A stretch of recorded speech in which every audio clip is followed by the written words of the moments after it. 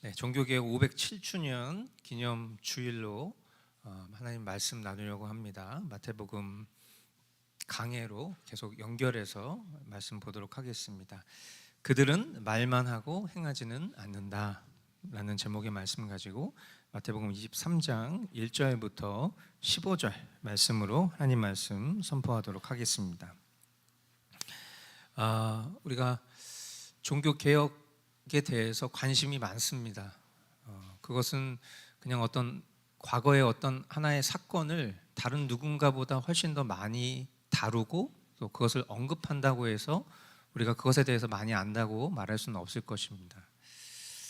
어쩌면 우리가 그 어느 때보다도 더 개혁이라는 단어가 참 절실한 그런 시대 속에 살고 있다는 것을 우리는 피부로 느끼고 있습니다.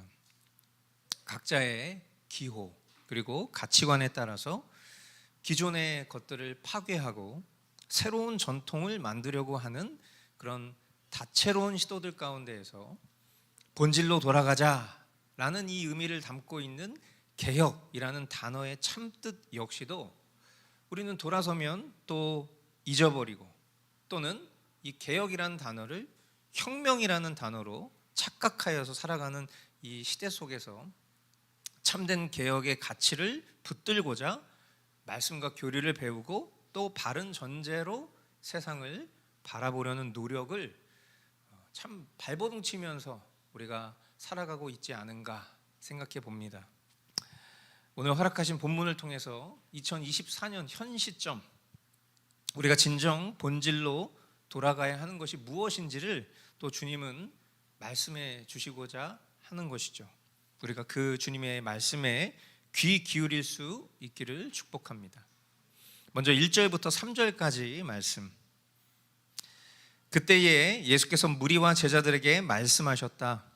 율법학자들과 바리새파 사람들은 모세의 자리에 앉은 사람들이다.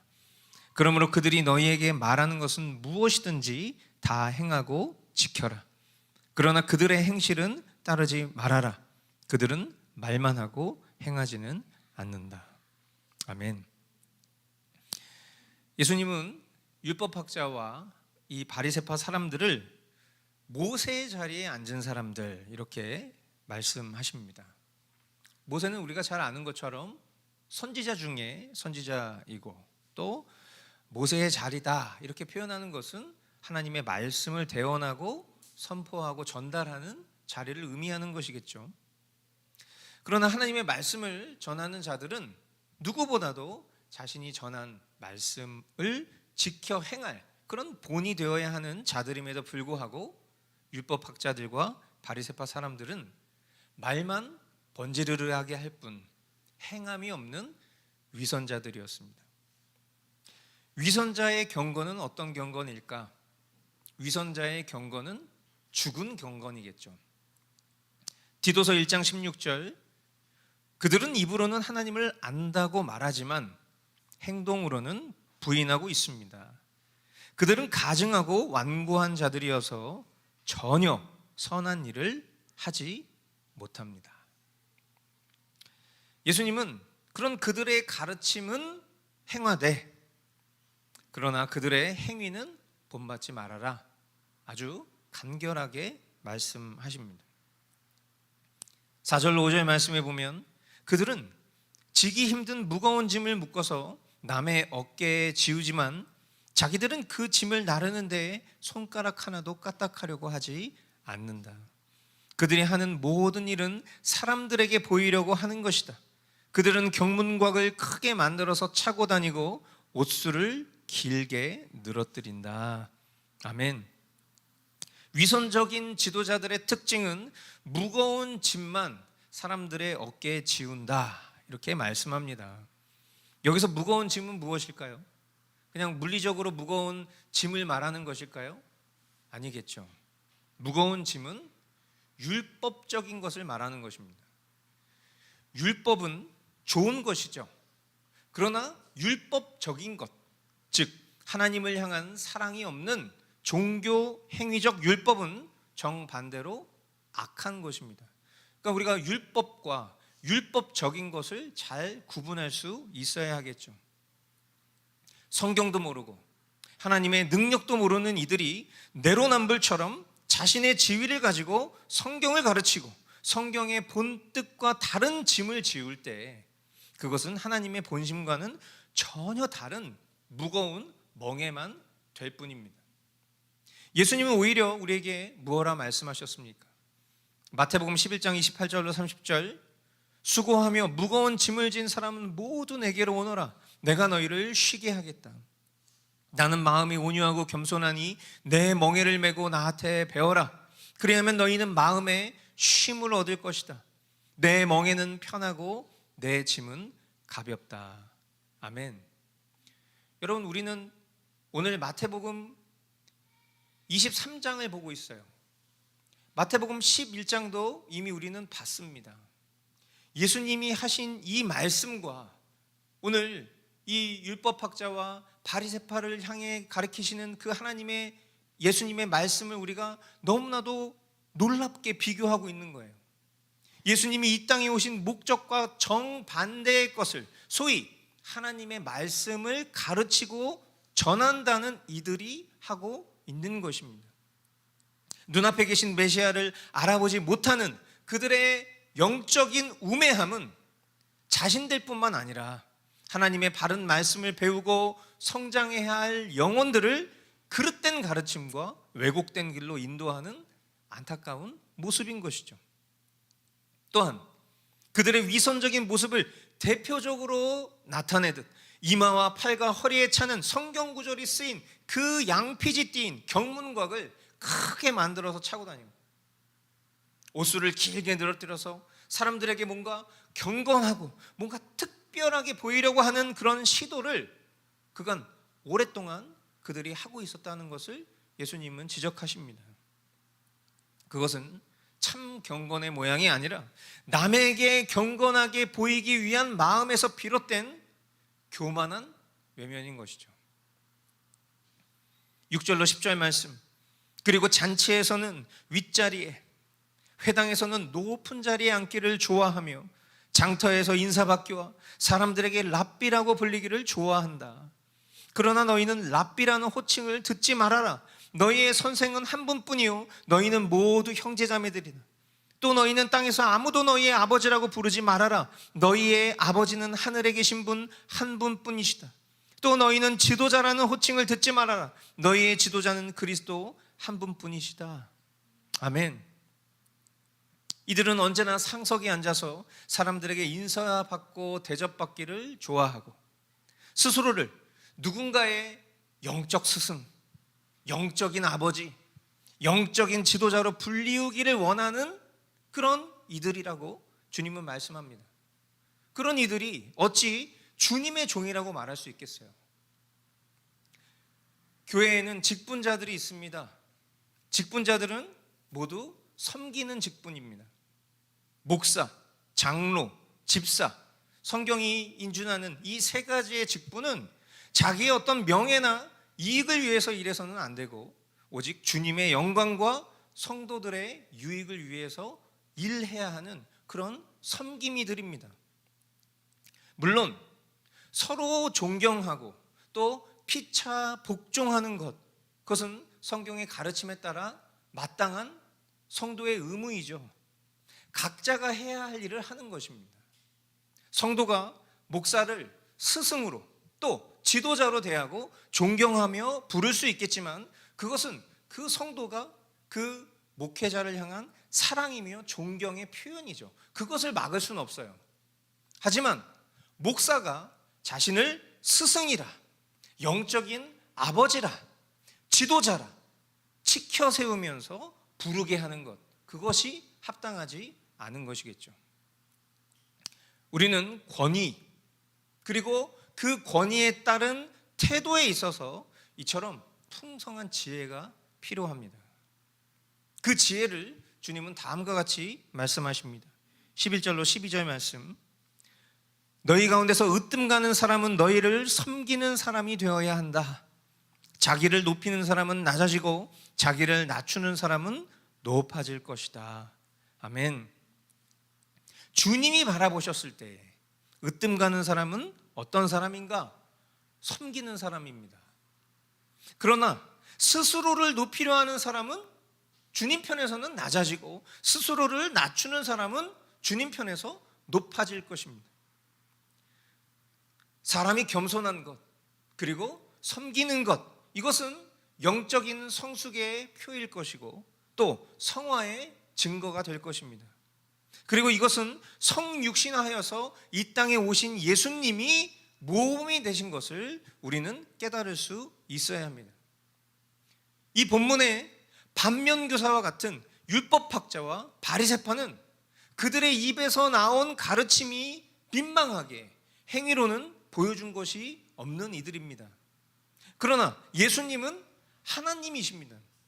하나님이 자신이 창조하신 인간의 몸으로 이 땅에 오신 성육신 자체가, 우리가 비하와 승기를 통해서도 배웠지만 그 자체가 낮아지심입니다.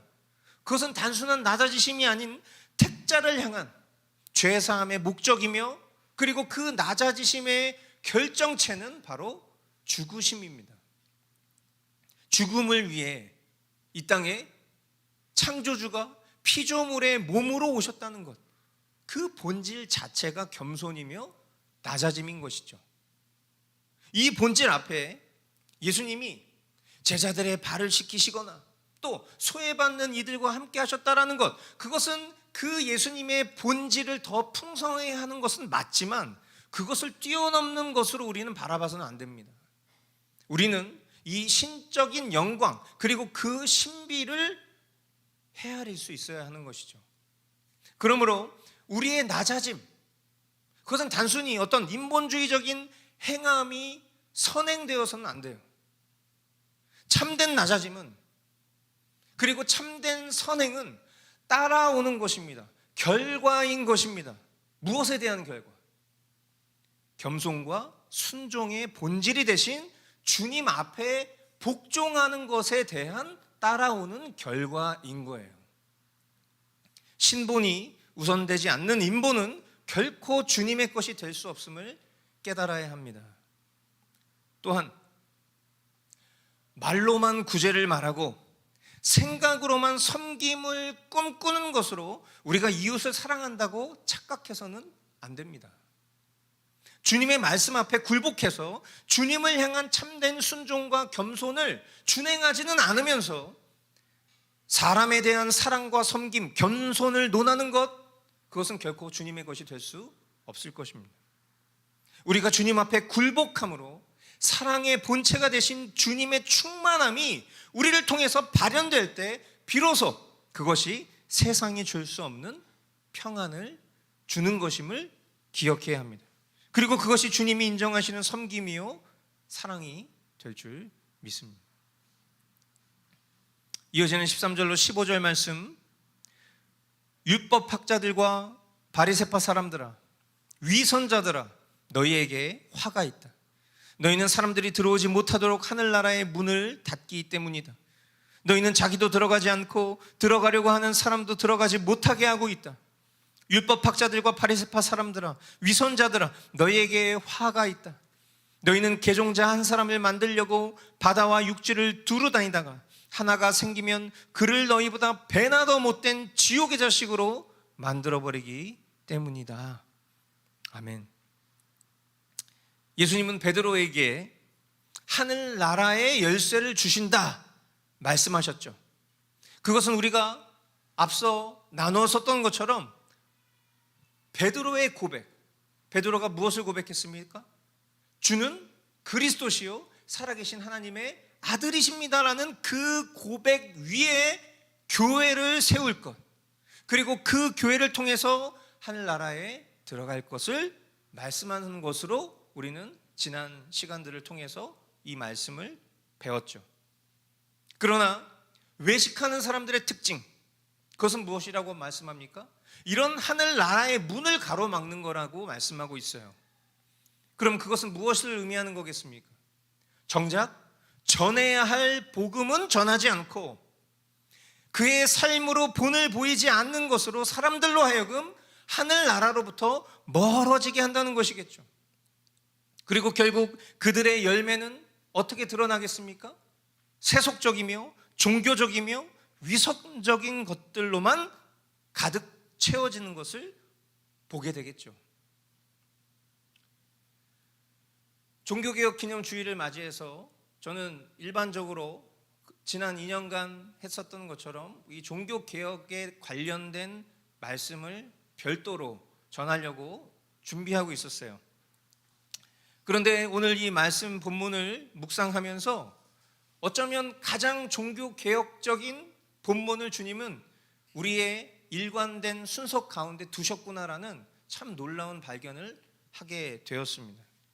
그리고 이 본문을 통해서 먼저는 우리의 심령이 참 부끄럽다, 하나님 앞에 부끄럽다라는 생각을 했습니다. 율법학자와 바리새파에게 하신 말씀입니다.